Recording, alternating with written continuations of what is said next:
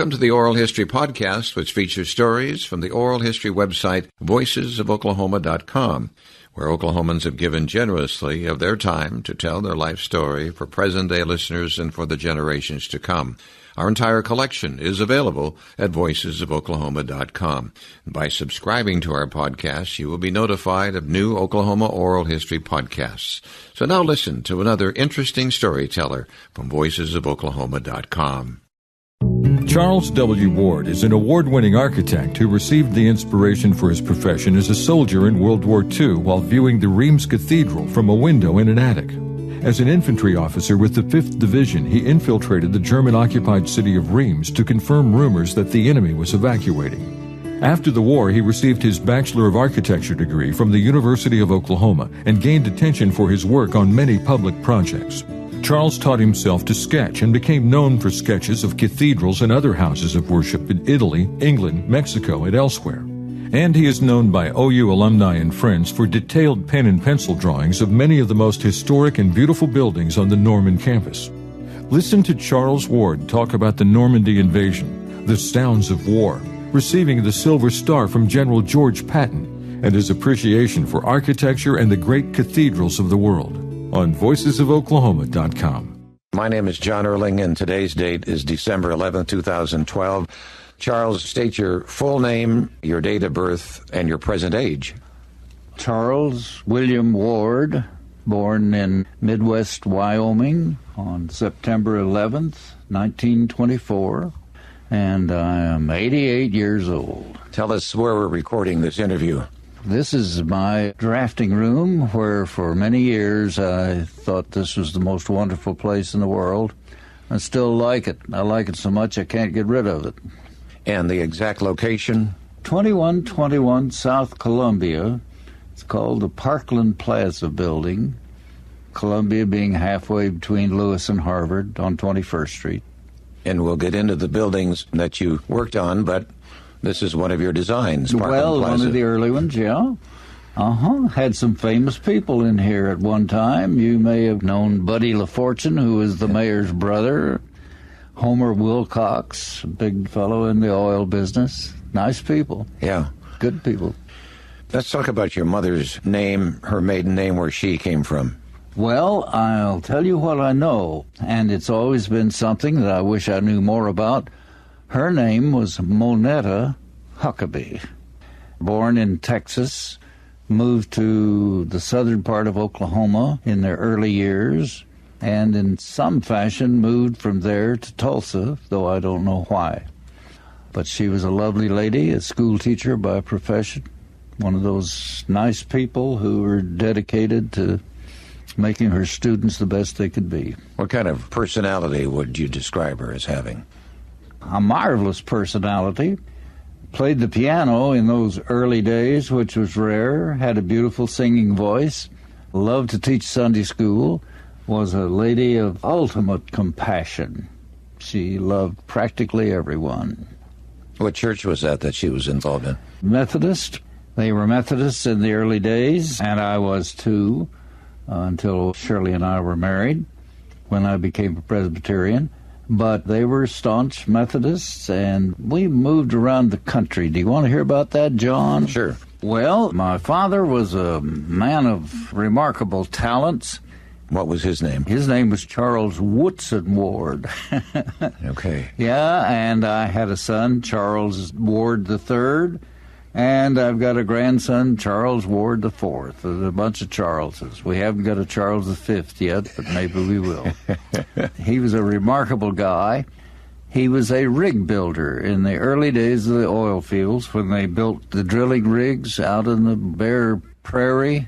Where they got the lumber to build them, I don't know, but he had that remarkable ability. And that took us from Wyoming to Alberta, Canada, to another oil field.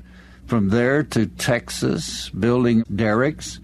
From there to Colombia, South America, where I was a teenager. And he, not only a man of limited formal education, which they most were in those ways, but a man of remarkable intelligence. I don't know that I ever heard him make a grammatical error, for example. They were remarkable people, many of them in those days. Very remarkable. Yeah. Did you have brothers, sisters? I had a sister who died early, which I never do. But I'm the only child, the living child, yeah.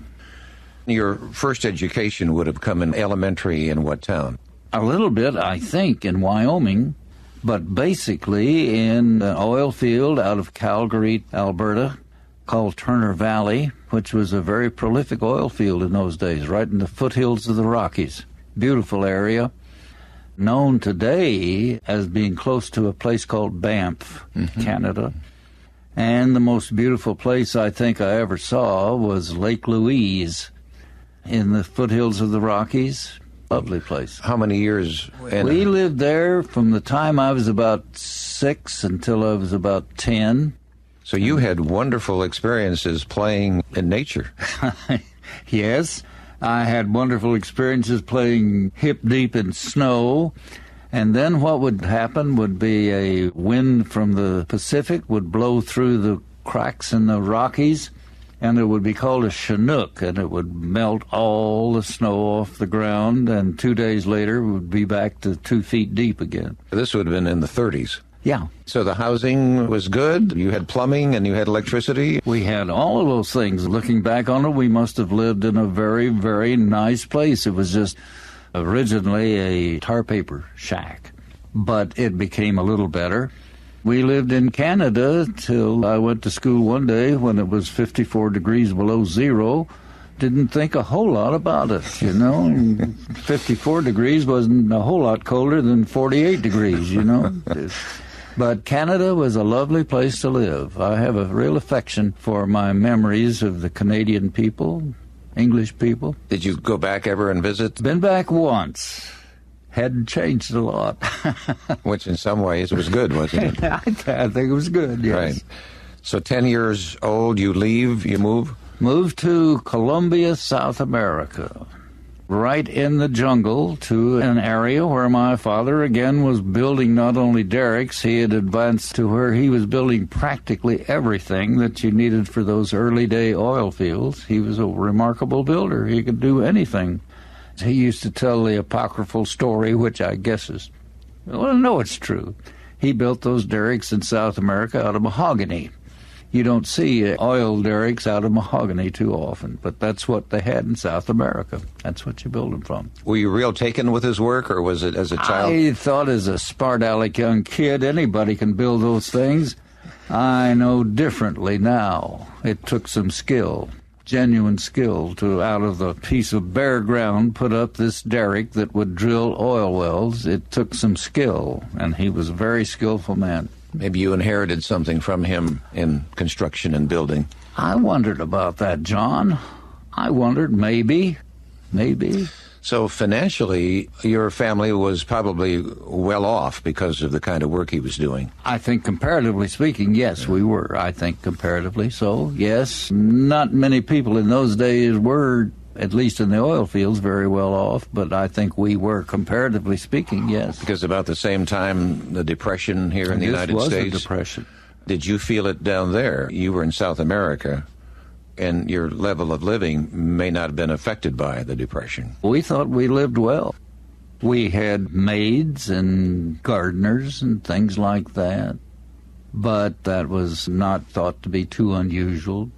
Colombia, South America. You go to school there then? Went to school there, Was that by that time junior high school? Well, strangely enough, in the oil fields, until I was in the 9th grade, I went to one-room schoolhouses.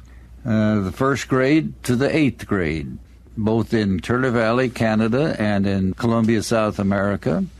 There was just one room, which broadened your education, frankly.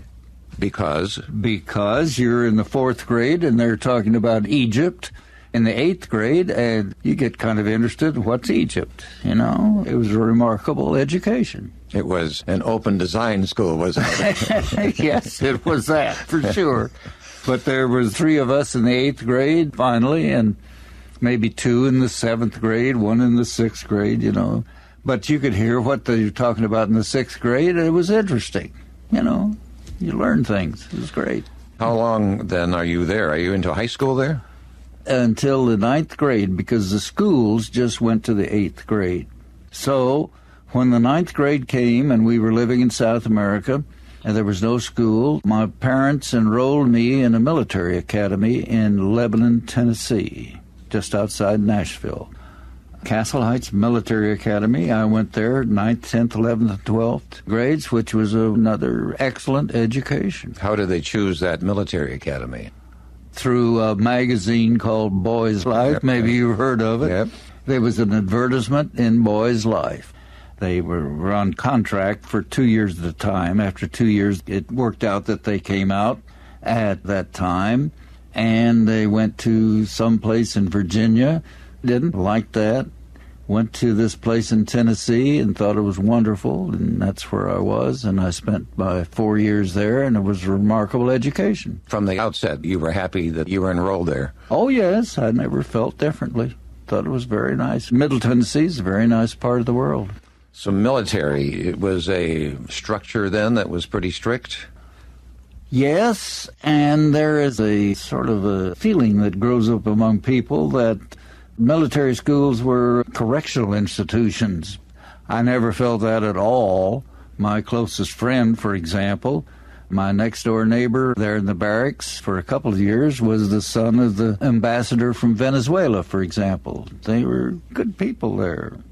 Another one was the son of the fellow who owned Maxwell House Coffee, things like that. I'm sure there were some rascals there involved, but I made good friends. I thought they were good people, and the instruction was excellent. I've talked to several people here in Tulsa, and you probably know many of them also went to military academy from Tulsa. And some probably had different experiences, yeah. What did you excel in that academy? Well, John, you'd be interested in this. I was the editor of the newspaper. Oh, of course. How did that come And about? it was an all-American newspaper. It was a very good newspaper.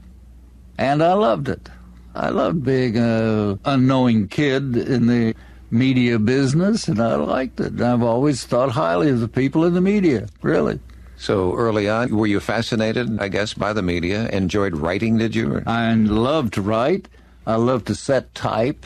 You probably don't know, but you used to have a little thing, and you'd set type to set headlines. You know, I could set type, do all that goofy stuff. So I loved it. For most of your experience there, you did the newspaper then? Yeah, I loved it. That was great. Probably broke some big stories on campus. Oh, boy.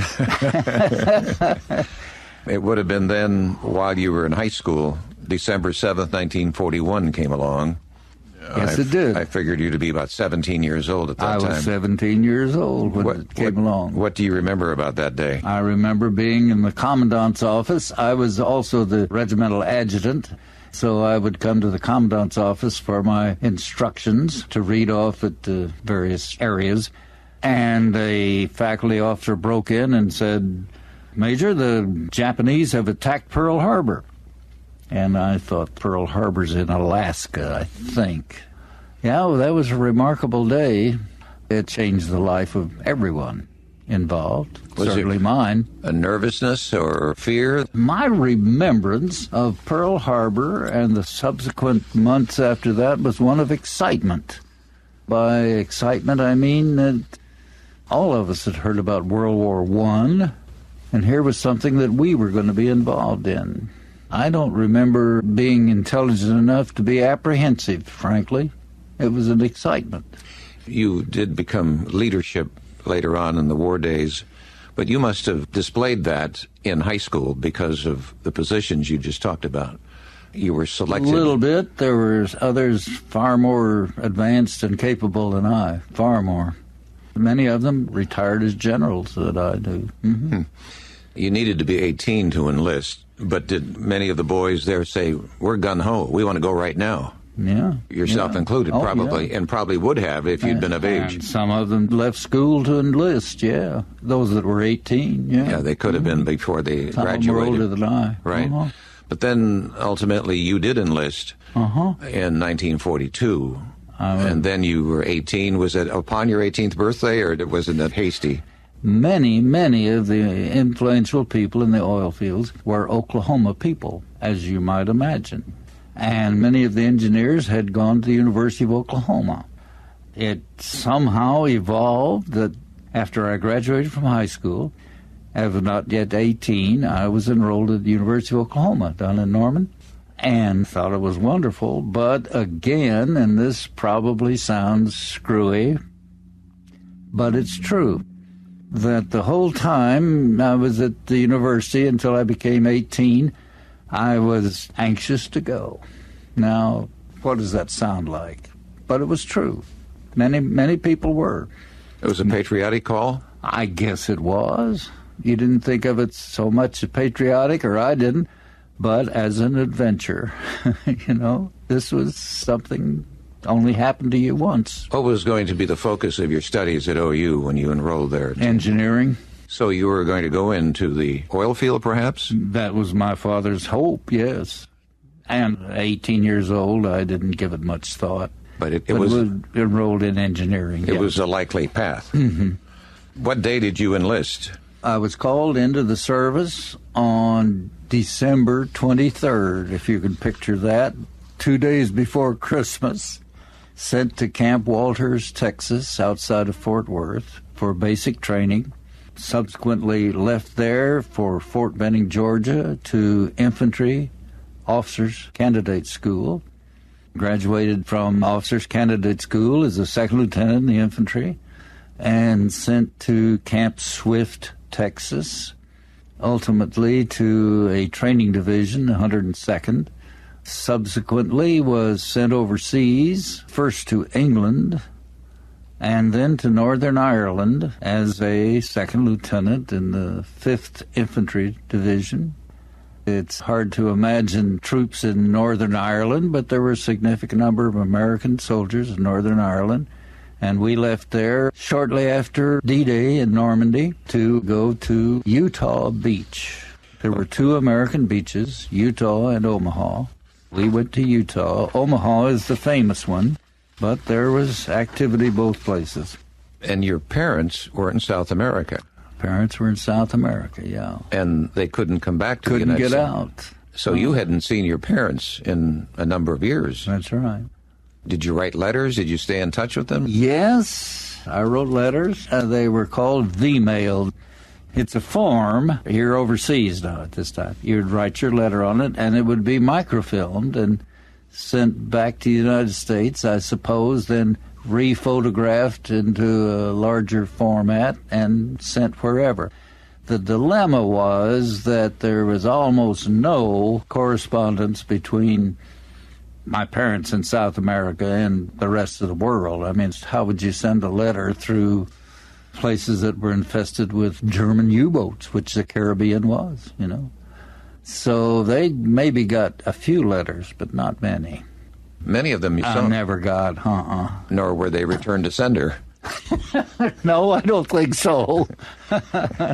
But truthfully, intercourse between the United States and South America was minimal. Yeah. Minimal. So then you're part of the 5th Infantry Division. 5th Infantry Division. How did you come to Normandy? We boarded a ship in Belfast, Northern Ireland, sailed down the Irish Sea. I remember going around what's called Land's End in England. It's the very tip end of England out there. I remember seeing it off to my left, then went into Normandy. We thought we were going to Norway. One of the really amazing things about World War II was how the Americans, who notoriously can't keep a secret, kept D-Day a secret. The Germans were amazed, flabbergasted, surprised that we kept it a secret, but we did. It was a case called Fortitude, but they persuaded the Germans that there was a whole new army building in southern England that was going to invade one place, and we went to another place. It was a remarkable occurrence. June 6th was the invasion of Normandy of 1944, and you're on a ship. Did you know that Eisenhower and his troops were invading at that time, or were you kept from that information? And also, did you know the loss of life and how it didn't go all that well on June 6th? No. You didn't know any of that? None of that, no, we didn't. When we left Belfast, Northern Ireland, Army rumors are a wonderful thing. Our rumor was that we were going to Norway. We didn't know where we were going. When we landed in France, we were surprised. Because the Germans had invaded Norway. Mm-hmm. That would have been logical for you to think, made some sense. We know why we're going to Norway. We didn't know why. Which my ancestors were living there at that time and experienced that invasion. Really? They did? Right. They were there when the Germans invaded Norway. Right. Huh? So D-Day +3, as we call it, that's when you then came to Normandy. Yeah, I was one of the first out of the division. Much of the division came a little bit later, but I was one of the first ones, yeah. Specifically then, how did you land on Utah Beach? You land on the beach in a landing craft, which is one of these things that you've seen where the front goes down and you go charging off. It's an LCVP is what it's called, Landing Craft Vehicle Personnel. Right, which is what they used on June 6th. And then the Germans were firing upon our troops and allies. Yeah. But that didn't happen on the day you landed. No, the actual fighting on that day had moved inland a little bit. So it was not until we moved a little bit further inland that we came under really heavy fire. The 5th Division, who was that commanded by? General Leroy S. Irwin, IRWIN. Did General Patton come into play here somewhere? Yes, he did. But General Patton was part of this thing called Fortitude that I talked about. He was commanding this phantom army that didn't exist. And he didn't come to France until I think it was sometime around the 1st of August.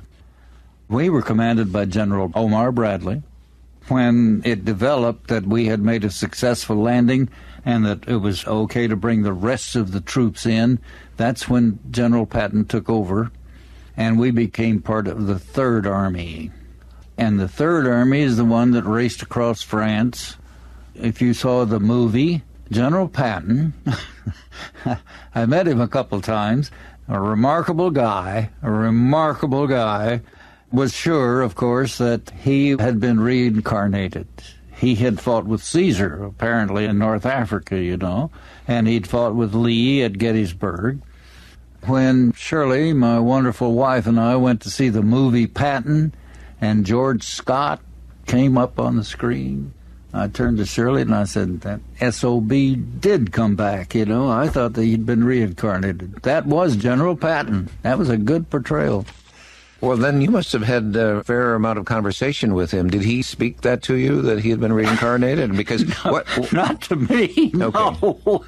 I was the second lieutenant. Okay. you said that you were observing him from afar, then, is what you were doing. It's an interesting little side. I received some very minor wounds, and I was back at division headquarters, kind of as a liaison officer, till I got a little bit of my strength back. And he visited the division headquarters there. He and General Irwin were great friends. So I would stand on the perimeter and listen to him. I shouldn't have been probably, but I was. And you'd be interested in his conversation. Not all of it is reproducible. He had an amazing vocabulary. But anyway, I observed him from afar. And then later on, I got a medal from him, what was called a Silver Star. So I saw him on a couple occasions. So he handed you the Silver Star. We put it right on my breast. Right. What was his physical appearance like? He's a big man. Looked like a real football player, you know. And he loved the uniforms, and he dressed immaculately. When we were all lined up there, he came riding up in his command car had a siren on it. He loved that kind of thing. Showmanship, I guess, isn't it? Or ego, what is it? Whatever it is. It's remarkable. The thing came up, and here he came out of there. God, he looked like the guy that was in the movie. He really did. He's a beautiful guy. You received the Silver Star. Yeah. Was that for the wounds? You said you were wounded. Well, yeah, I was a couple times. Tell us about how you sustained those wounds. It was shrapnel. Do you know what that means? Explain it to our audience. Shrapnel come from a variety of sources. Shrapnel can come from a hand grenade. Shrapnel means little pieces of metal that have exploded with terrific force and tear the heck out of anything they come in contact with. It can come from grenades, it can come from mortars, it can come from artillery, it can come from bombs. These are little pieces of shrapnel. I think, I've never seen any statistics. Maybe the majority of wounds and deaths in the battlefield come from shrapnel rather than shooting a gun, right. Though some of that too. You did come under fire from the Germans. Oh, yeah. Was it a scene where bullets are coming at you and people around you are dying? Yeah. Oh, sure. And you had to wonder. John, I am one of the luckiest men you'll ever interview. Yeah. Ever. Yeah. I was a second lieutenant when I went into Normandy. I'm one of the few officers that was still alive at the end of the war, from my battalion. Infantry casualties were staggering, particularly among officers. We ran out of officers. That's why I got promoted. Really, truly, longevity. Did you carry that with you through life, that thought that most of my comrades and leaders were dying, and here I'm alive today? Or it couldn't have been every day, but certainly had to come several times in a year, or certainly during anniversaries. All the time. Oh, yeah. I hope a good Presbyterian. I go to church. I enjoy it. All of that. But still, you wonder. It goes through your mind, why me? Yeah. You wonder that. It's an interesting story when you received the Silver Star from Patton himself. Tell us how you cleaned up for the ceremony. Well, as I say, George liked his soldiers to be immaculate. Well, you can't imagine what an infantryman looks like after a few months in combat. We went into Normandy in June. I got this medal from General Patton in September. I was wearing the same shirt I wore when I went into Normandy. Wow. When you're out on night patrol, particularly, and you're hunting out the enemy, you smell them before you see them. And the Germans smelled differently from what we smell like. They thought we smelled sweet, like candy. We thought they smelled like that strong tobacco that they smoked, plus other smells, too, because they smelled just as bad as we did. I don't know how to describe it. We said they smell like krauts. That's what we call Germans, krauts. So then... You were asking me about getting the medal? You needed to clean up. Yeah. So here we are. We're taken out of the line and sent back. Said, I think something to the effect where they're going to give you something back there. We got back to headquarters, and we were issued brand new, wonderful uniforms. And we thought, this is just great. Plus a shower, maybe? No, I didn't get a shower. Didn't get a shower. But we got new uniforms and put those on, and we really looked spiffy when George, as we sometimes called him, put that little medal on there and he'll slap you, and you said, something to the fact, I'm proud of you, you're a good man, or something like that. But anyway, it was a great experience. We thought, boy, this is great. Got new uniforms and a medal. But as soon as the ceremony was over, we gave back the clean uniforms and got our old dirty uniforms back. But I still kept the medal. That had to be tough to put that back on again. Oh, I don't know. Wasn't he obsessed with Metz? Metz. M-E-T-Z. The Forgotten Battle? Yeah. The Forgotten Battle of Metz. We had been racing across France, truly. We had left everything that we couldn't carry with us. All I had on was that same uniform and my field jacket. Everything else that we had was stored back in Normandy because he wanted us to get to Germany as fast as we could. And we'd made remarkable progress. So did the First Army, which was General Hodges. Courtney Hodges. But we were stymied outside Metz. From two occasions, we had come across France so quickly that the supplies couldn't keep up with us. They had built a pipeline under the ocean to pump oil and, I suppose, any kind of liquids from England to the continent.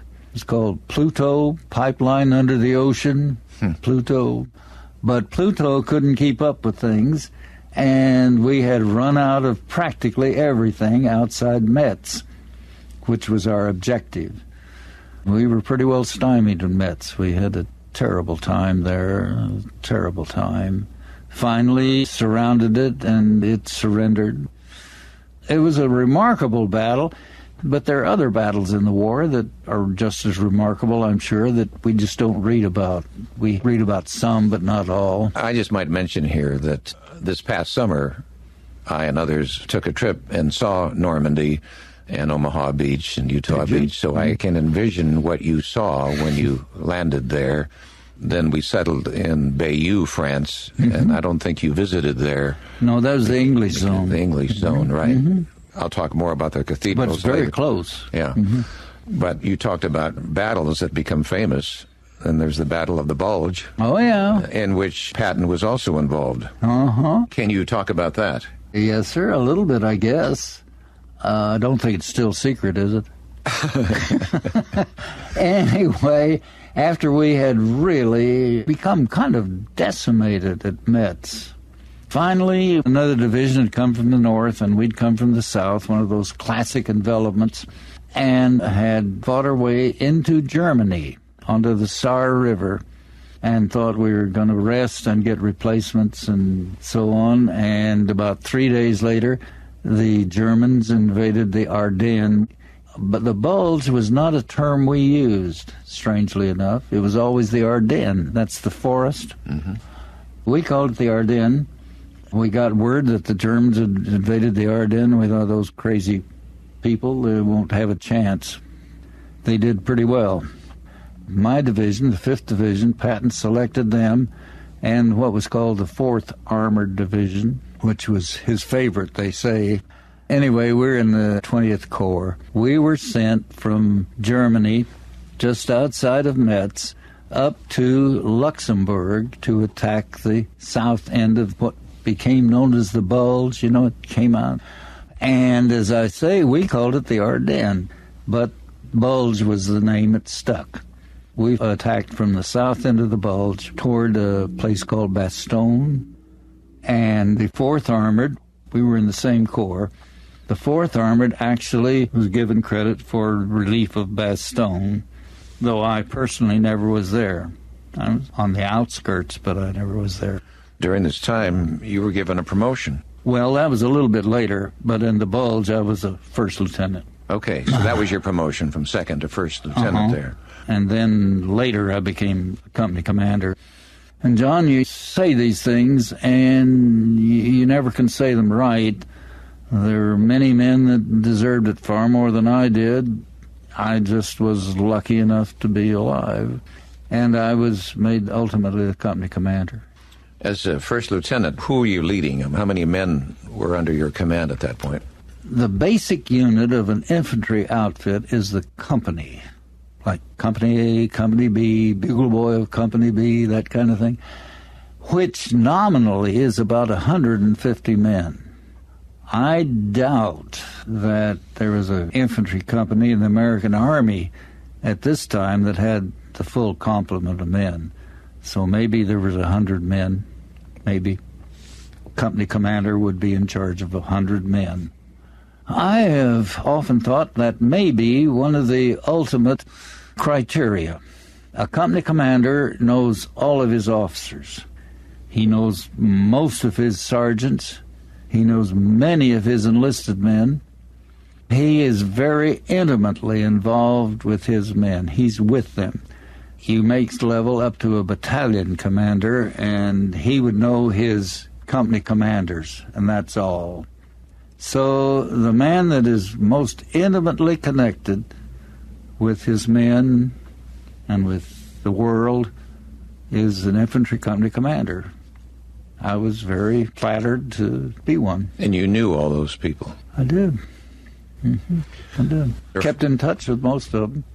Even beyond the kept war. in touch with my first sergeant, who died about 2 years ago, but we'd stayed in touch all that time because I think the role should have been reversed. He should have been the company commander, and I should have been the sergeant, but it didn't work out that way. You were the officer.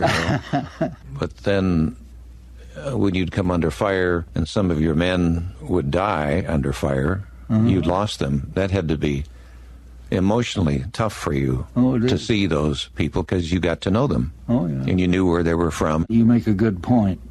That's the hard part of being a company commander, yeah. You do remember them. Don't forget them.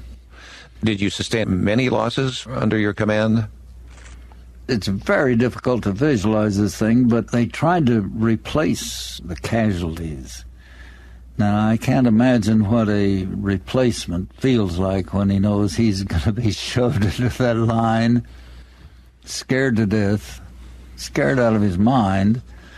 But there was a continual turnover, so I told you I don't think any of the officers who went into Normandy stayed very long in that capacity. They were continually replaced.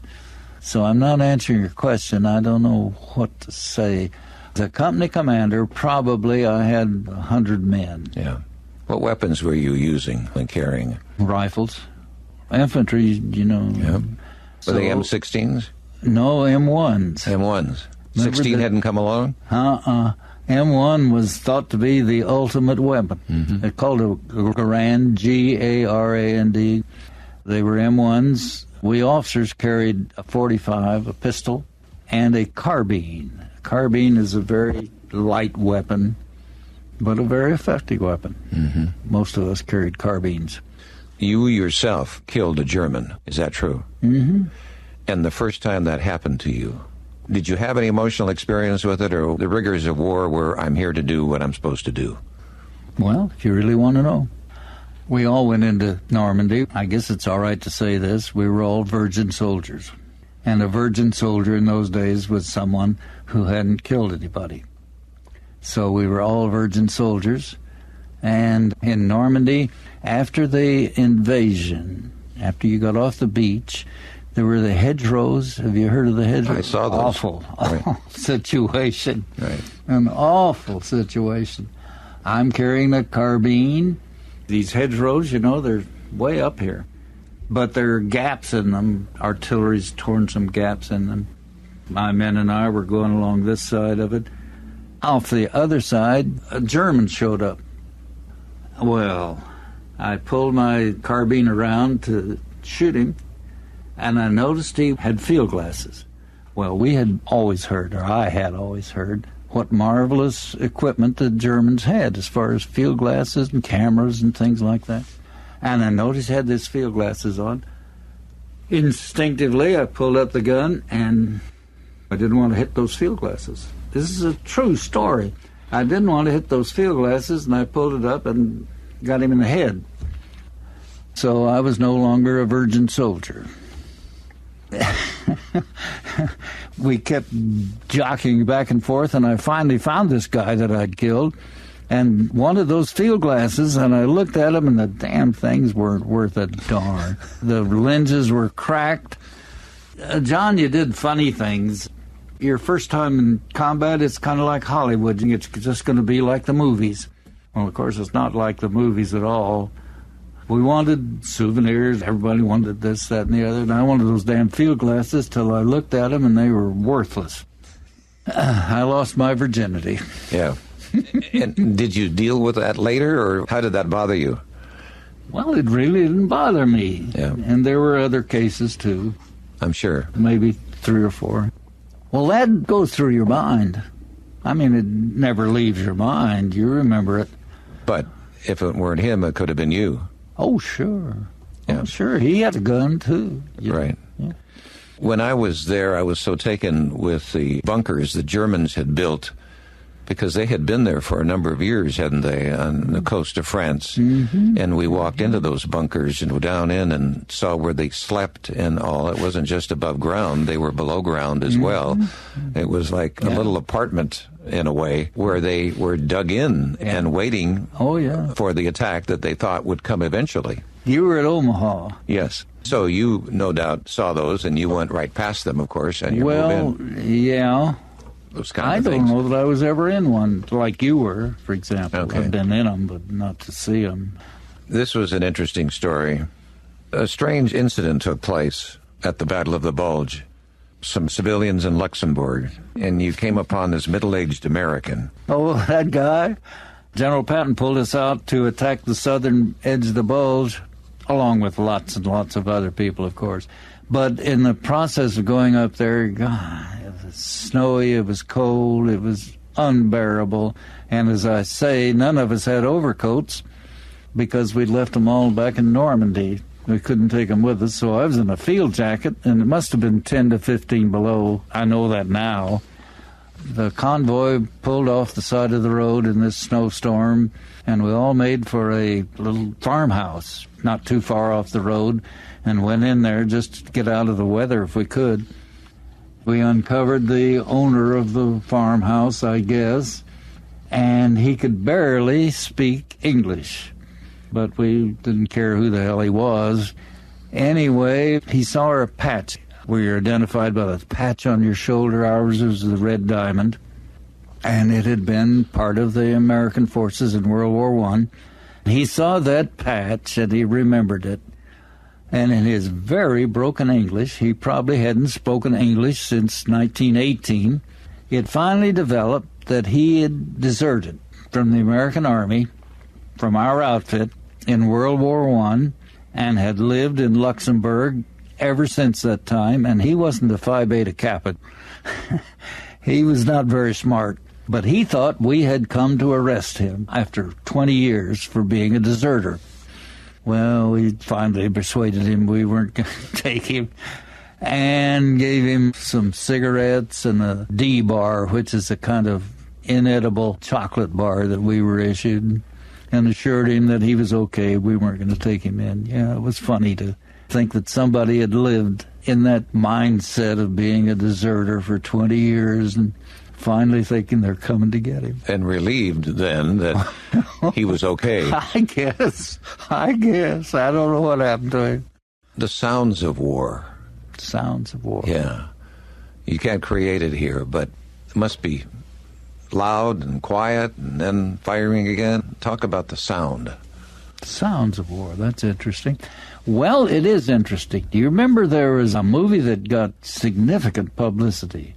Saving Private Ryan? You remember that? Mm-hmm.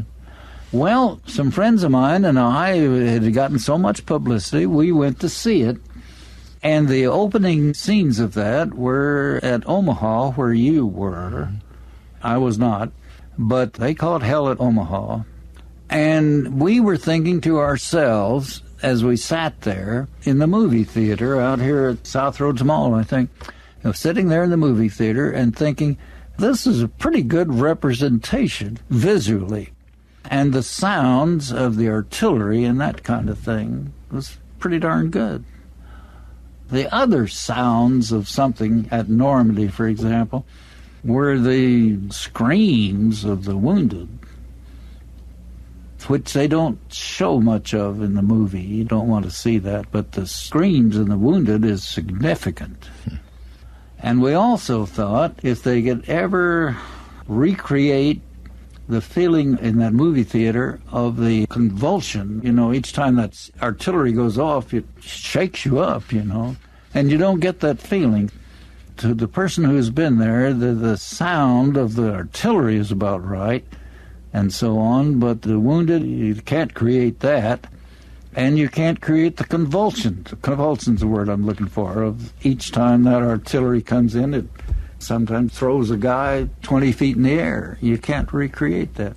Though that's part of the sound. I never heard anybody talk like that about the sounds of the injured. Obviously, somebody's injured and they're had to be horrifying. That's an awful feeling. Yeah. That's an awful sound. I interviewed Rex Calvert. He's a veteran. He made several beach landings, not what we're talking about, but he was with the Marines. Uh-huh. He said, we were real tough Marines until we hit a beach landing. And then he said these tough Marines, some of them would just be crying, and they'd be saying, Mama, Mama, Mama, crying for their mother Well, yeah. while they were under fire. Yeah. Yeah, I would go along with him on that. Yeah. That there were those who just couldn't take it. That's right. Did you have some of them that would develop mental problems while they were there, and you could tell that they were off in another world? Well, yeah, to a degree. You know, you read a lot here lately about these fellows coming back from Iraq and Iran and Afghanistan, and they have post-traumatic stress syndrome, right? Well, I'm sure we had that too. Yeah. I don't think it was as critical. I don't remember that. I do remember they used to have that syndrome that the men would shoot themselves, you know, called self-inflicted wounds. Here I am, a 19-year-old guy, trying to counsel somebody or trying to put my arms around him and keep him from doing something really stupid. I've done that, and I don't think there were ever a self-inflicted wound in my men. That doesn't mean it didn't happen. That was kind of a serious thing, because you cannot make a self-inflicted wound without it being obvious. But I guess some people did reach a point where they couldn't take it anymore. This seemed like the way out. So they wouldn't want to kill themselves. They just want a wound so they could be taken out of battle. Right. If you were right-handed, they would always shoot yourself in the left foot, you know, and goofy things like this. It was obvious what it was. Nobody ever gets shot in the foot unless you do it yourself. That was traumatic. Yeah. When they were suspected of self-infliction like that, did the military deal with them in a certain manner? Well, if they shot themselves in the foot, they were somehow evacuated back to the hospital, and then the medics took care of them. I don't know what happened to them then, but they were charged with SIW, self-inflicted wound, and I don't know what they did. But as I say, luckily, none of my men did that. None of them. One of them was close, I know. And you were able to talk him out of it? Well, yeah, probably. Yeah. You just put your arm around the guy and talk to him. He'll come around, maybe. You hope. And his family could thank you for that. Well, maybe, yeah. Today. I hope so. So it's very, very cold. You're shivering, you're shaking, no overcoats, as you've already indicated. I liberated an overcoat from a German soldier. And you wore. Shouldn't have done that. Didn't you become a target immediately? No, but if you got captured, that was the end of you. You know, if you're in a German uniform, they wouldn't hesitate to... How long did you wear this German overcoat? I don't know, not very long, but it disappeared one day. Somebody else got it. I don't know what happened to it. So there are trips here that you took. You made an assault across the Rhine. Mm-hmm. A story that would go along with that. That would have been in 1945, I believe, January. Mm-hmm. You went across the Siegfried Line. There's good stories about crossing the Rhine. Nothing specific about the Siegfried. It was pretty well decimated and didn't have many troops in it. There is a very famous occurrence when other troops captured the bridge at Remagen. They captured this bridge, which was theoretically supposed to have been destroyed, but that didn't work. And the Americans ran across it and made that assault crossing of the Rhine. I don't think I could have done that. It was an amazing thing. But we made the first assault crossing of the Rhine. In other words, we got in boats and went across the Rhine. Near Frankfurt, Darmstadt, went across the Rhine, established a bridgehead across the Rhine. Then the engineers built a bridge across there, and that was an assault crossing there, just like at Normandy. That was where the famous picture of George Patton relieving himself on the Rhine, you know, that famous picture. I could see that from a distance. I didn't know it was the general. I knew it was some smart-aleck guy out there doing that, but it was George. It was the general. That guy. What a guy. What a guy. What did you think of the Germans as soldiers, as fighters? There is, again, a case that individuals will remember things differently. And I have no quarrel with anybody who remembers things differently from what I do. But I have said more than once that I remember them as wonderful soldiers. I hold them in great respect. We continued across Germany. We wound up in Czechoslovakia. My outfit did. We weren't supposed to be there. We now know, but we didn't then. And we came face to face with the Russians, who were supposed to be. They were supposed to be there. But the experience with the Russians was difficult.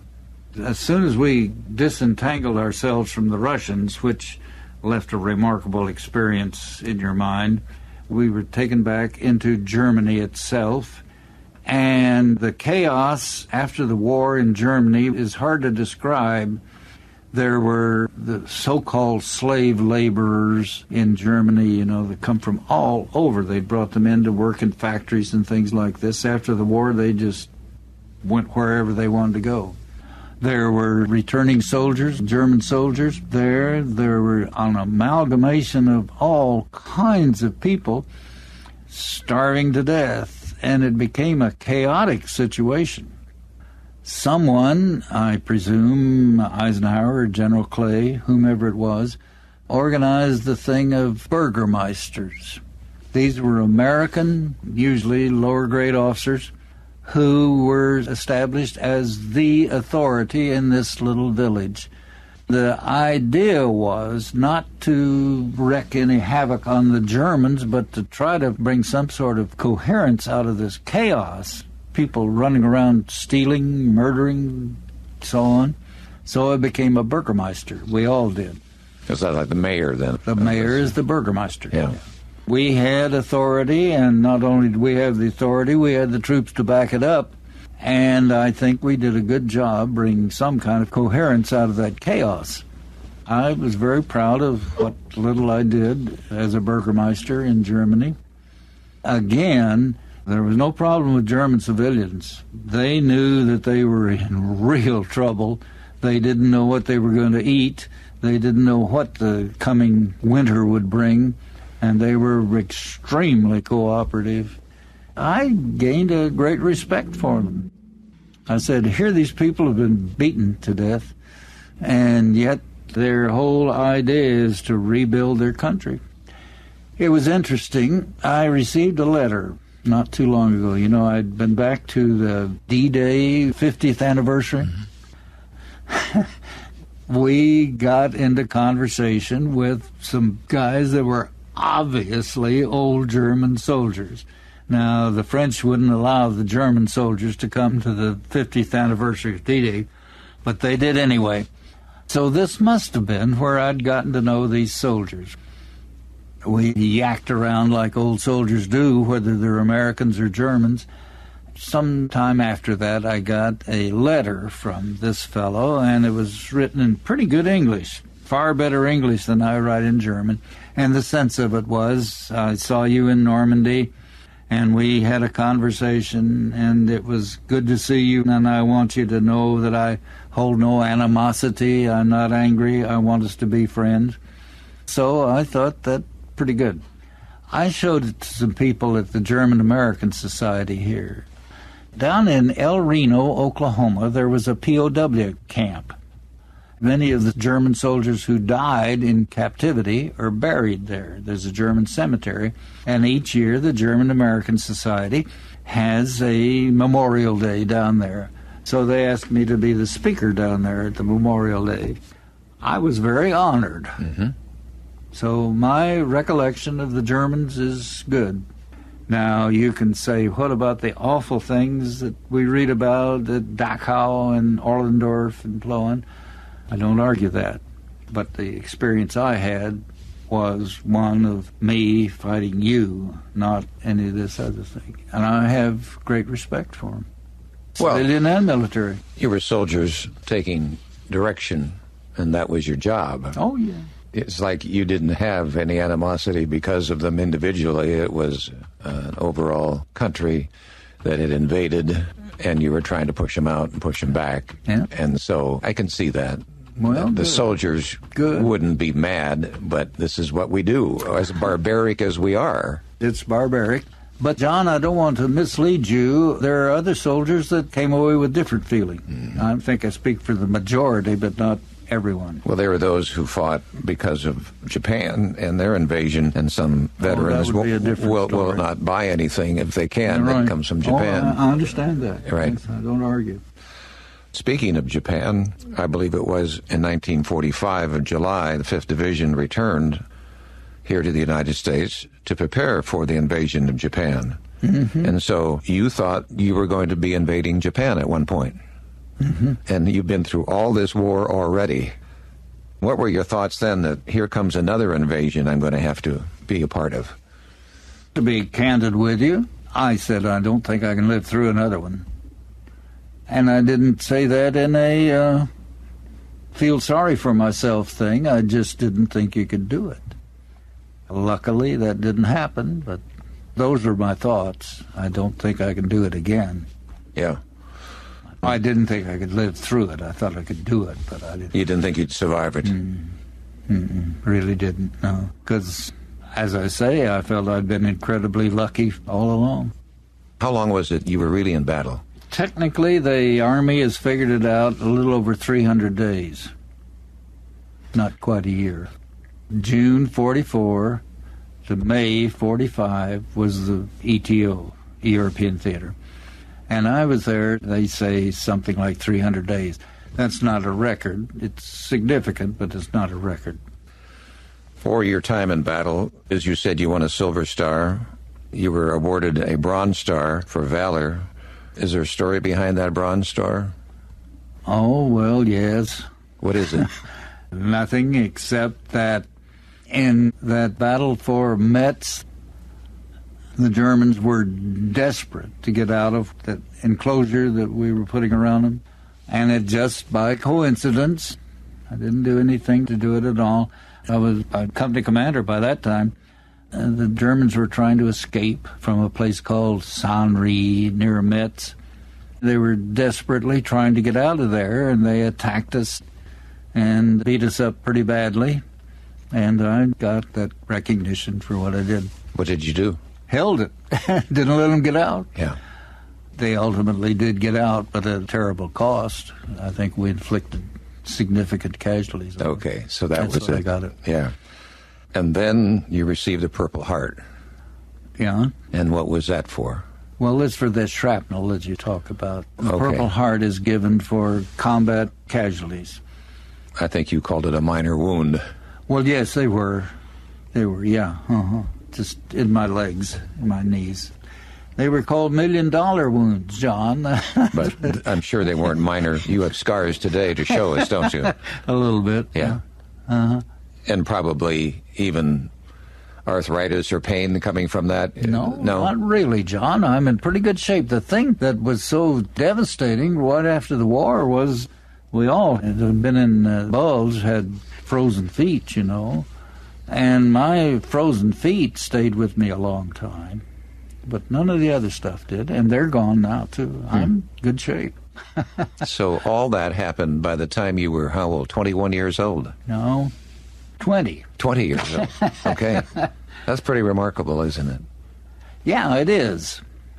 I think it is. And as I say, every now and then you think, why me? You'll drive yourself crazy thinking that because there isn't an answer. Is there? I'll never forget the cemetery there at Normandy that I visited and all those white crosses. You were at the one at Omaha? Yes. Oh, that is something to see. Yeah. Yes, it is. And so beautifully displayed as only the military could. You could look at one, but you were really looking at maybe 1,000 of those crosses. Oh, yeah. And when you would stand in those cemeteries, it had to be an emotional experience for you. It is emotional. Yeah, it's very emotional. Oh, yes, yeah. Very. You're thinking, I could have been a White Cross. Oh, sure. Oh, you think that, why? That's why I'm saying you keep thinking, why me? And there isn't an answer. And then those who received medals, you'd receive medals, but there were those who never got credit for having a medal because they were lost at sea or whatever.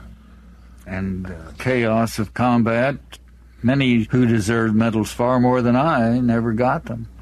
Yeah. I got one from the French, too. Doesn't matter.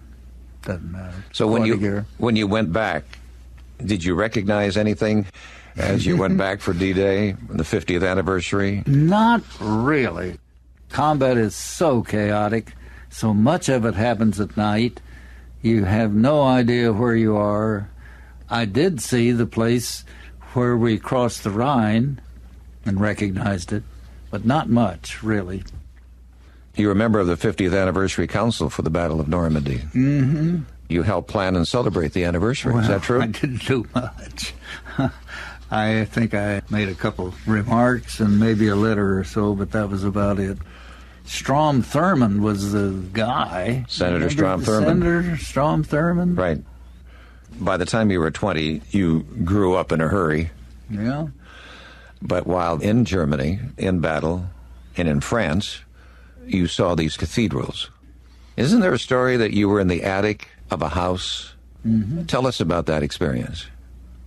It's in Reims, France. They call it Reims, but it is the most magnificent cathedral in the world. The Germans, we were pushing them back pretty effectively at that time, and they were in this town of Reims. Incidentally, just by coincidence, that's where the Germans surrendered, in Reims. But at that time, they were still fighting pretty effectively in this city, and the high command, I guess, of the American Army needed information. Are we going to attack? Are we going to do this? Are we going to surround? Are we going to stay where we are? So the G2, intelligence. Some people say it's an oxymoron, but I think it's pretty effective. The G2 of my division sent down the word, we would like to make an infiltration of Reims to try to determine what the Germans are doing. Here I am, I'm 19 or 20, I don't remember what, at that point. So, through a series of things, I foolishly volunteered. Now, that's one of the most stupid things you can possibly do, but I did.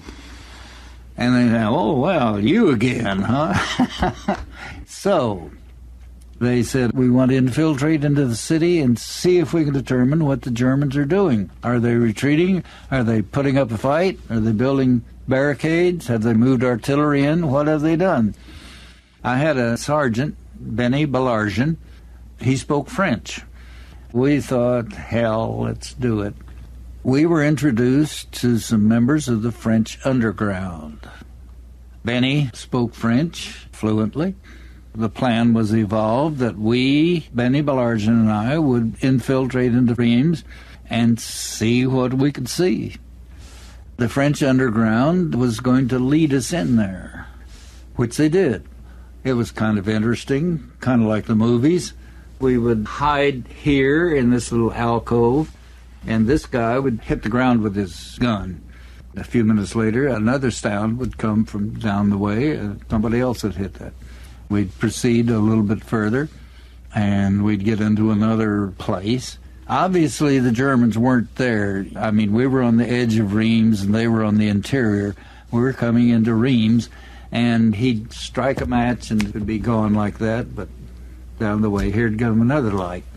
Ultimately, we got into the heart of the city, realizing that the Germans were evacuating. The underground eventually took us to, I guess, what they call safe houses. It was on the area where you could look out over the cathedral. So we were right in the heart of the city, and we were taken up to the attic of this house and given a place where we could look out there and we could see the Germans leaving. Now, that sounds like Hollywood, but in this case, that's really what it did. So Benny, who could work the radio, sent back this word that the Germans were leaving. It was good news, apparently. Now, there surely were other people besides me doing this, but this was our little part. And I could look out and see that magnificent cathedral. You know, growing up in the oil fields, if you've never seen anything like that, it's pretty remarkable. Anyway, it became obvious that the Germans were leaving. We spent the night there and went down from the attic to the ground floor and into the cathedral. I guess I was the first American in that cathedral. But it made a profound impression on me. Life-changing. Oh, it was. It was. In Bayeux, I visited that cathedral and went inside. I'm kind of envisioning a little bit what you might have seen, a very Gothic Notre Dame cathedral. in Bayou. We just stand in awe, and there you did. But you didn't know what you were going to do with that picture, did you, at the moment? At Bayou, they saw the tapestry, didn't you? We did. Yeah, I've been there since then. Which was made to commemorate the events in the Norman conquest of England in 1066. That's how old that was. Right. It's quite remarkable. It is, really. Very, right. Yeah. It was made by the wife of William the Conqueror. I didn't know that. Yeah, according to legend. Yeah. Anyway, can we come then to the point where eventually you are then discharged from the Army? Well, now I told you that I'd gone into the service December 23rd, 1942. We'd been brought back from Germany to prepare and train for the invasion of Japan, which everybody thought was going to happen. While we were there, Shirley and I got married, and while we were on our honeymoon, the bomb was dropped, and that ultimately was the end of the war. I think the war ended September 2nd. Then I was discharged from the American Army on, believe it or not, December 24th, 1945. So I was in 3 years and 1 day. How did you meet Shirley? Well, as I say, I had grown up in the oil fields and moved from here to there and so on. My father was unemployed for 1 semester and didn't know what to do, and he sent me to live with his uncle in Tulsa, Oklahoma, and I, for 1 semester, went to Horace Mann Junior High School. And that's where I met Betty Hawthorne. Did you know Betty? No. Betty is Elaine's mother. Yes, I did know her. Shirley was her younger sister. During the war, Shirley and I had exchanged letters and that kind of thing, nothing too serious. But I came home from the war, and we had a date. That was on Tuesday. We decided to get married, and we were married on Saturday. And one of the embarrassing things of my military career, John, if you want to know about it, I was 20 years old, and in those days, maybe still, when Shirley and I went down to get the marriage license down to the courthouse, the lady said, "You can't get married, you aren't 21. Men couldn't get married until they were 21. By this time, my parents had been able to get out of South America, and my mother had to go down. Here I am, a wounded war hero, and my mother has to go down and sign for me so that I can get married. Now, you talk about embarrassment. Again, that would have been in 1945. Yeah. 1945, yeah. I was 20 years old. We could buy drinks, and we could smoke cigarettes, and we could do all kinds of things, but we couldn't get married. Isn't that something? But that view from the attic, oh yeah, when you decided to enroll at the University of Oklahoma, that view from the attic determined your course of study. Well, yeah, it did. I'd seen something that I never had known before. There was another incident of a cathedral of Chartres, which is a marvelous cathedral, and we were the first Americans there. When I went back to the university, I knew I was not smart enough to be an engineer, so I looked around and I saw these drawings of the architecture school, and I thought, I'll try. I think that's what did it, yeah. Did you take to it, like, as we say, ducks to water? You absorbed it easy? Or? No, I didn't absorb it. I tell you one thing, in the old days, in public high schools, kids took a lot of art, and many of the fellows that were in architecture school with me could draw pretty well. And the hardest thing I had to do, not the hardest thing, but one of the hard things was learn to draw, and so I taught myself to draw. That's what all this stuff is around here. I just like to make those little drawings. I remember, now that you say that, in high school, a tool called a protractor comes to mind. I've got a protractor somewhere around here. Yeah, I remember protractor. I couldn't say that word if I hadn't been introduced to it, probably in junior high school. Hypotenuse? Can you say Yes, hypotenuse? I can. So it's interesting. We were introduced to those things back then. Yeah. And most of us didn't go into architecture as a result of it. But at any rate, you had to become a real student, and you excelled at it in Oklahoma. John, you're putting words in my mouth. No, I didn't excel at it, no. Really? No, I was not a good student. Well, what happened? Well, to be candid with you, part of it was that my training in these little one-room schools and in the military school didn't prepare me for architecture in any sense of the word. I was not a good student. I'm not being modest about it. I just wasn't. As I was going through school, married and had 2 children, no money, and, the normal thing. I had other things on my mind, except I thought one of the nice things about World War II was what we called the GI Bill. I think that really worked. I think you had whatever time you had in the service plus 1 year or something like that. It was a really good deal. But as I was about to graduate, I was about to run out of GI time, and I thought that was the end of it. There was a thing called an incomplete. That meant that in one semester or something, you hadn't completed your work for that semester. Here it was, I was coming down supposedly to graduate in May or June of 1950. And I knew that I was not going to make up that incomplete. So with tears in my eyes, really, I went to see my professor. And I said, Mr. Kuhlman, I'm not going to be able to make up that incomplete. I literally was crying because I knew that was the end of my career. And he said, oh, Chuck, I got a card from the bursar or somebody, whoever it is. And so I just marked on that incomplete. I just put down a B and sent it back in. Well, that developed my love for the University of Oklahoma. That must be the most wonderful place there ever was. That really happened. And so you graduated. Well, here you lamented what a poor student you were, and I was thinking, well, you must not have dropped out, but I mean, no, you did the work. I was not a Phi Beta Kappa. No, I wasn't Phi Beta Kappa. But you went on. He was, but I wasn't. But you went on to do Phi Beta Kappa work. Let's put it that way. I like to think so. We will not have time to discuss everything, nor do I have time to read everything here.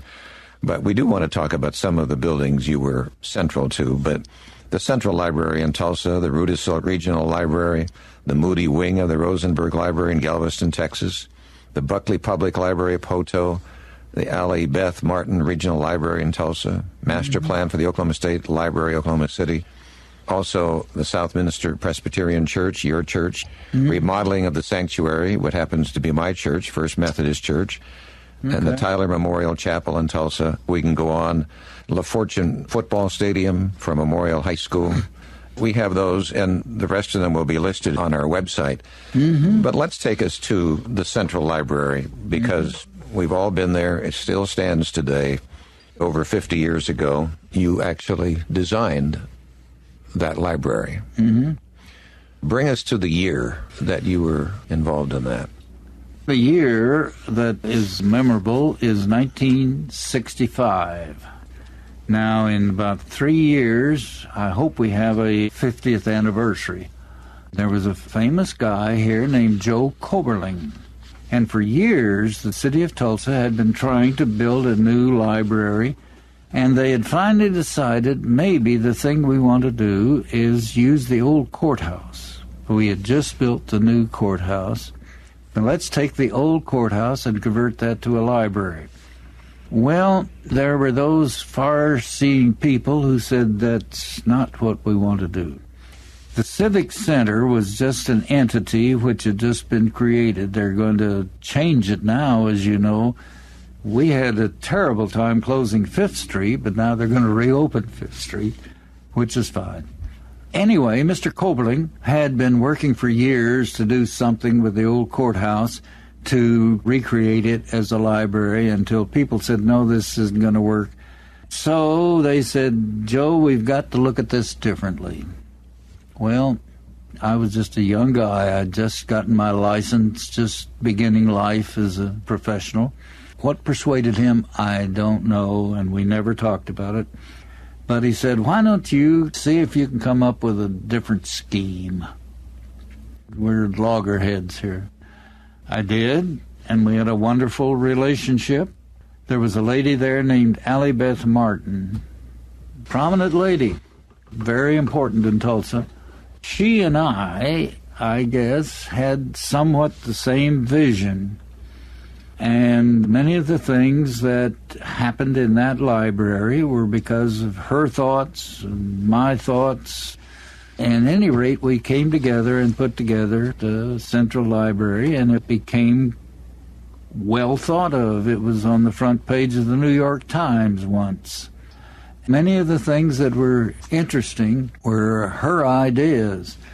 The idea of open stacks, low stacks, where you could come in and pull something off the wall and go read it if you wanted to, or put it back or leave it. A very loose arrangement compared to what libraries used to be. So when it became a reality, after some discussions, when it became a reality in 1965, opened in 1965, and people actually saw it, then librarians across the country said, this is really something we ought to see, and people came from all over the country, primarily to see the library, but also to see Mrs. Martin, Allie Beth, who was a really great, wonderful person. So it became famous across the country. I'm thinking about libraries before, and as I remember, the stacks was always a mystery. You go back in the stacks. Isn't that true? Yes. And here you brought them out into the open. Well, we did. Is that what happened? We did, Yeah. but of course I wouldn't have done it without her thinking it was a good idea. No, but then you designed for that idea. Yeah. It created a different atmosphere throughout the whole library. It was different. You did something about the furniture, too. They had old, heavy furniture, and what did you do about that? Well, we thought there was nice furniture out there. There was Ames furniture, there was Knoll furniture, there was new furniture coming on the market, too. Let's do that. One of the reporters for the Tulsa World sat on one of those chairs. He said it was like sitting on a polished log. I've never forgotten that. I didn't think it was like sitting on a polished log. It was good. We got good reviews. People liked it. Now we know of the Internet, which you couldn't have conceived of back then. But according to a brochure of 1965 for the library, they bragged about their 16-millimeter films, long-playing records, seedling projectors, and microfilm. Right. And we thought we were really good in. For you. We were really we thought that was a breakthrough. No, I kind of knew. I think everybody knew. Yeah, something's happened, but it's just the beginning. Had we really pursued it, we would have designed bigger space for it. We had to go back and adapt for some of these new things. But basically, we knew it was going to happen. For downtown Tulsa, it was a jewel. It was certainly something that all Tulsans could be proud of. But weren't librarians and all coming in from other parts of the country then to view what's going on in Tulsa? Yes. It became news when it was published in the New York Times, and people came from all over the country to look at it, primarily to talk to Mrs. Martin, because it was such a revolution in the way libraries handled, and partially to talk to me, too. Well, of course. I was very gratified, yeah. Because you could have been of the mindset that thought, oh, surely you're not going to be talking this way or that way. You seemed to be very open-minded about it and bought in on what she did, so you'd have to have that kind of a relationship. I knew it was good. Yeah. I knew it was good. Yeah. Yeah. Sure was. So, of all these buildings, certainly that has to be one of your proudest legacies that you have in your career. Yeah, I'm proud of it. I think it worked. Yeah, I think it's good. People like it. The renovations to it, even now that we're talking, here we're in 2012, did they finish a project or are they beginning one at the library? Both. Okay, all right. Both. You're right on target. Yeah. Apparently, a problem has always been and will be exacerbated by the fact that the old City Hall is becoming a hotel and that they're opening 5th Street again, which changes lots of things. I've talked to the people. They've asked me. I've sat in with them several times about things where I might be able to be helpful. They're going to do something to the library itself, not much, but they're going to build a new parking garage and do lots of other little things. I hope it all materializes. Let's just jump here to LaFortune Football Stadium, which is such an iconic piece in our town. We've all seen great football games there. Were you called upon to be the lead architect on that and design it? Yeah, I did that. And why do you think you got that job, and what was your concept? Where did it come from? I don't know where I got the job. I had done some things for the school board, and apparently they thought, well, your niche is football stadiums. It was interesting. Mr. LaFortune himself, he gave the money. The mayor's father, Joe LaFortune. Yes. He and Mr. Warren were primary partners in the early days of the oil business, and Mr. LaFortune made a lot of money. So he was a sports-minded fellow, and he founded the thing. It was interesting after it was done, and I thought it went well, and he did too. I had a picture made and got it framed and was taking it down to Mr. LaFortune. I said, Mr. LaFortune, I would like you to have this. You did a wonderful thing here, and so on. But I could sense, John, and I'll bet you've encountered this before, Mr. LaFortune, in the back of his mind, is saying, what does this guy want? I really didn't want anything, but I kept thinking he's here for something. It was great. I loved it. Here we are talking to the man who designed the Central Library, and I picked LaFortune Football Stadium, but you have others. The Thornton Family Y was your design, as is the Parkland Plaza, the office building where we are now. I'm interested in the remodeling of the sanctuary at First Methodist Church. When was that remodeled? Well, Jim Buskirk was the minister. You remember him? Yeah. Was that when they brought in marble to the platform? Uh-huh. That's when we did. I don't know all of the story. Donald McCormick had been the original architect for that. I had worked for Donald McCormick. Somehow, somebody put those two things together and thought, well, maybe I know something about it. Behind, we call it the narthex, there was vacant space back there. You maybe didn't know that, John. But we converted that into pastor study and various things, recreated the choir loft, brought in the marble, as you say, and did some other things to the sanctuary. It was a very pleasant experience for me. I enjoyed it very much. I think it's a splendid building. Well, you think it's splendid because it fits your love of cathedrals. Well, that's true. Yeah, I agree with that. Is it the only church of cathedral styling we have in Tulsa? Well, I suppose Holy Family is too. Yes, it would be. I'm sorry. Holy Family. Okay. So then is there more than two? Well, not of that stature, No. I don't think. So I those think two- they're both very good. Yeah. There is an aliveness to the sanctuary of a cathedral Yeah, there is. that doesn't exist in any other sanctuary, as far as I'm concerned. That's very true. I love- You and Margaret go down there, do you? Right. And you knew Jim Buskirk. Right. Connie Icord. Connie Icord, right? She's there, still there today. She's still there? Good. Wade Pascal is the present minister. Trying to think of the choir director. Right now, No, in those... Don Ford Yeah. was the choir director then. Joseph Baez is the choir director now. When an organ rings out in a cathedral setting, it is just... Yeah, it is. And we sat in on a choir concert in France in a cathedral, and it was fun to hear all that. You appreciate all that, and so much so that when you said you taught yourself to draw, you began drawing these great cathedrals of the world. Well, those are things around here, you know. Yeah. What was the first cathedral that you said, you know what, I think I can put my pen to this? The first one? Yeah. Well, he's now, looking, I should say, he's looking around because we are I in... guess it's the dome of the Cathedral of Florence. I see it there, right. You see it? Yeah. Well, it was the first dome built since the Roman days. They'd forgotten how to do it. And that always intrigued me. I climbed to the top of that thing, and I think that's the first one I did. And I where think is that actually located? in Florence, Italy. And you climbed to the top of that? Well, yeah, there's a way to do it. God, it takes forever, but you can do it. And you get up to the very top. If you can see to the very top up there, I see it. there's a little place you can get out and look over Florence. In those days, people weren't quite as big, I guess, as we are now, But the handrail around there that just protects you from falling into space is about that high, you know. Yeah, I'm over there looking at the thing, scared to death. But that was your first drawing. I think it is. It's either that or the cathedral chart up above it there. Yes. The North beautiful. Tower there. The intricacy from your pencil and pen, too, is it both that you've done? The not any pen on those. On many of these others, some of the darker things, the blacker things are ink, but most of them are pencil. They look like pictures actually taken of the buildings, and that you were so attention to detail to draw those is truly amazing.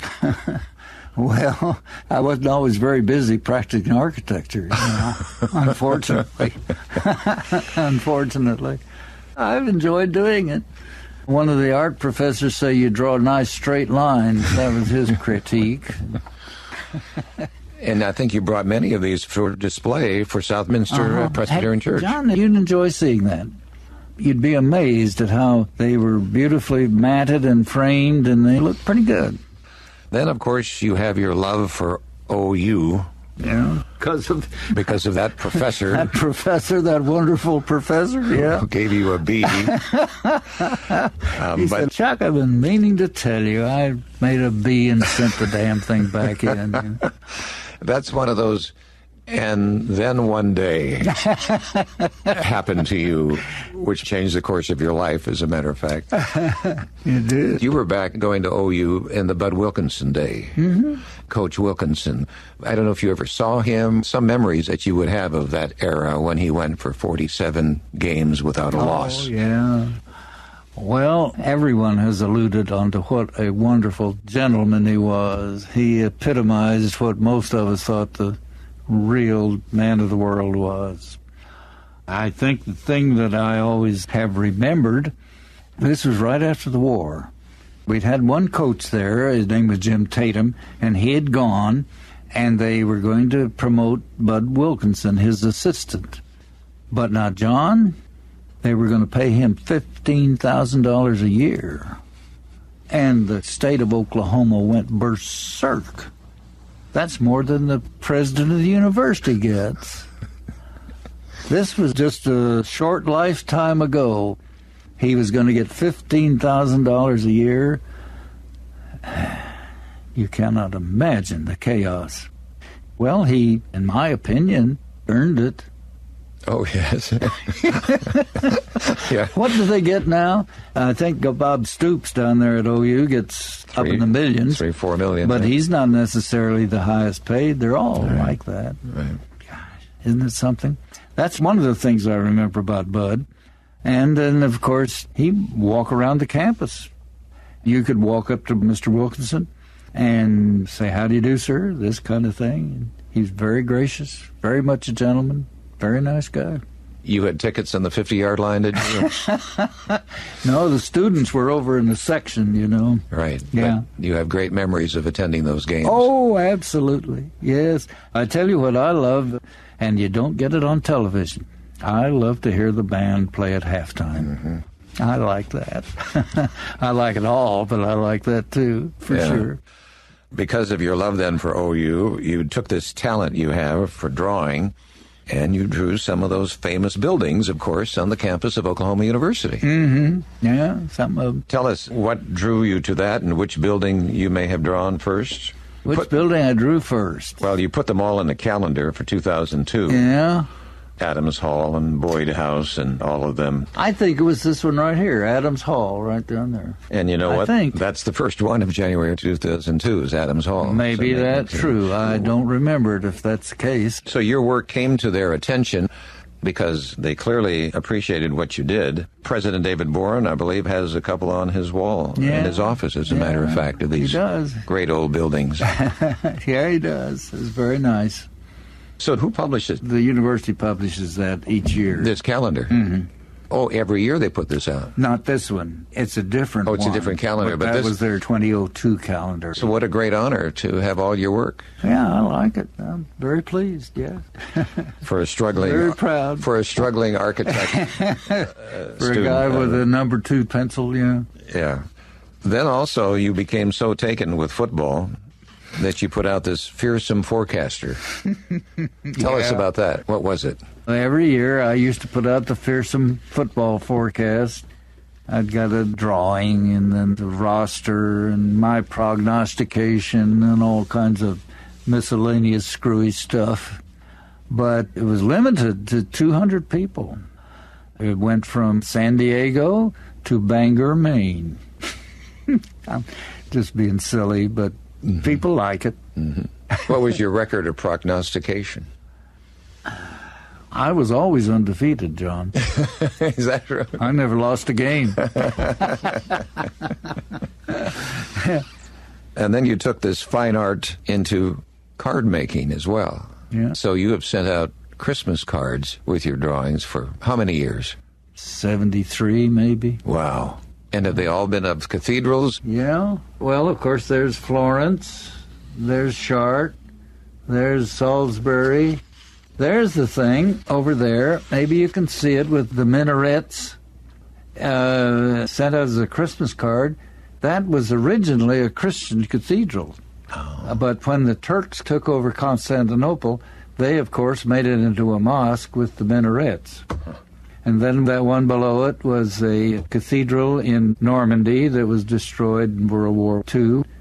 Everybody goes to see the Leaning Tower of Pisa, and they don't get to know what a wonderful cathedral is there. And then Westminster Abbey, just things like that. That blue thing there is St. Mark's in Venice. Just things that I think are significant. Well, these Christmas cards have become collector's items. Yeah. People would... For a month. Hold them. No. For years and years and years. And people look forward to them. Well, maybe. Thank you. Here we are in 2012. You're 88 years old. Are you still doing any drawing today? Well, drawing? The Christmas card today, this time, yeah. What is it? It is a little bit different.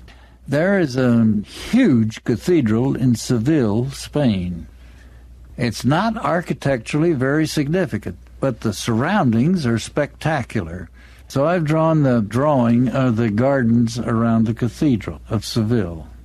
I'll send you one. You and Margaret? Sure, if you'd like. I would love that.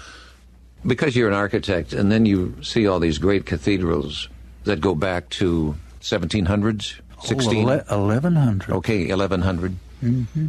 And you just have to marvel. Today we have all these pieces of equipment to build large buildings, and to think of how those were built. Oh, no. Unbelievable. Yeah. You sensed the same thing I did. For example, at Cathedral Chartres, built in the 1100s, and you see the stonework, perfectly carved stonework. Did it with bronze chisels and things like that. How'd they do it? Is it inspired by something beyond us? Is it? I don't know.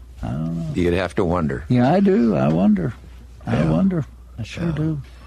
Well, you've received many awards. We've been talking about the OU Regents Alumni Award. Yeah. Governor's Arts Award was the most recent.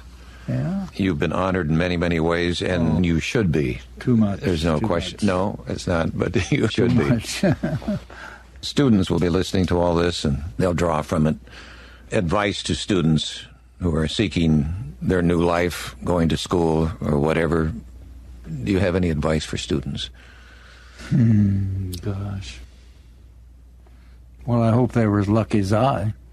Advice for students. I think they're the good years of your life. I think those will be years that live with you forever. Make the most of them. Yeah. How would you like to be remembered? Gosh, I don't know. Good citizen. My admonition to everyone is after we have our last drink at the bar, I always say to people, now, when you leave here, do something to improve society. You think that's a good admonition for bar talk? That's my admonition, improve society if you can. Yeah. Wherever you've been a leader, including in your church. You've been an elder there for many years. Yeah. Leadership has come to you, and you have improved lives and society because of that.